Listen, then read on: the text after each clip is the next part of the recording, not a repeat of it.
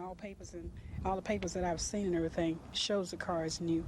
But the car wasn't new. It was a demonstrator which Mrs. Altha Rogers bought by looking at it only through a showroom window. She was visiting in her hometown of Jackson, Tennessee one weekend, saw the car through the window, came back to Atlanta, where she made the deal for the car by phone and through correspondence.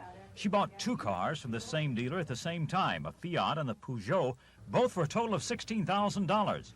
The Fiat is fine, but Mrs. Rogers says the Peugeot, which she says the dealer represented as new, has been one problem after another. The most important thing is that they sold it as a new car, and it is not a new car. And Mrs. Rogers says she made a list of 20 things that are wrong with the car. She thinks the brakes are the most serious. you can drive it, but it's not what it says safe to drive it. Why do you believe that? Because the brake light is a warning light to let you know. The brake light is always on?